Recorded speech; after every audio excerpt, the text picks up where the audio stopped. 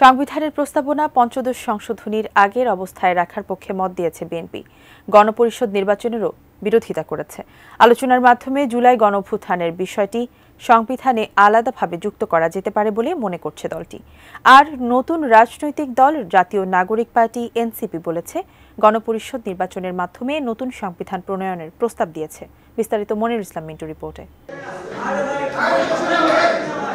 রোববার জাতীয় সংসদ ভবনের এলডি হলে জাতীয় ঐকমত্য কমিশনের কাছে রাষ্ট্র সংস্কারের বিষয়ে আলাদাভাবে নিজেদের মতামত দেয় তিনটি রাজনৈতিক দল।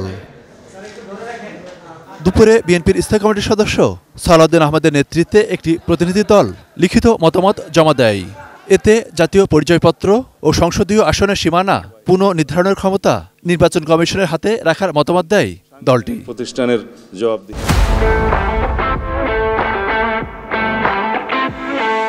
সংবিধানের প্রস্তাবনা পঞ্চদশ সংশোধনীর আগের অবস্থায় বহাল চায় বিএনপি। তবে 1971 এবং 2024-কে এক কাতারে আনার চেষ্টাও সমুচিত মনে করে না দলটি।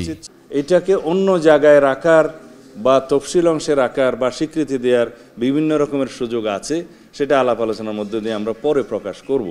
কিন্তু সেই প্রিএম্বলটা আমরা চাই, যেটা পঞ্চদশ সংশোধনের পূর্ব অবস্থা, যেটা 5th অ্যামেন্ডমেন্টের পরে গৃহীত হয়েছিল, বাংলাদেশের জনগণের সকল অভিপ্রায় অনুসারে সেই জায়গায় বহাল থাকা উচিত।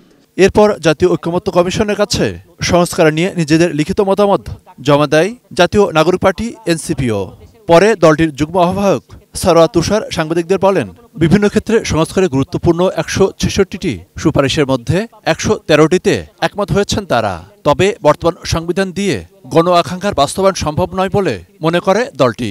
আমরা এইটা বলেছি যে গণপরিষদ তো একটা স্বল্প মেয়াদের ব্যাপার, সেটা 120 দিন হতে পারে, 6 মাস হতে পারে।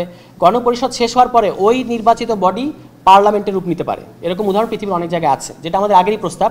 কমিশন কিন্তু যেভাবে বলেছে, আপনারা খেয়াল করবেন তাদের ভাষাটা, যে গণপরিষদ ও আইনসভা হিসেবে নির্বাচিত সংসদ। 2 কক্ষ বিশিষ্ট সংসদের বিষয়ে একমত পোষণ করলেও উচ্চ কক্ষে কারা থাকবেন জাতীয় নির্বাচনের আগেই তা ঘোষণার প্রস্তাব দিয়েছে নতুন এ দলটি।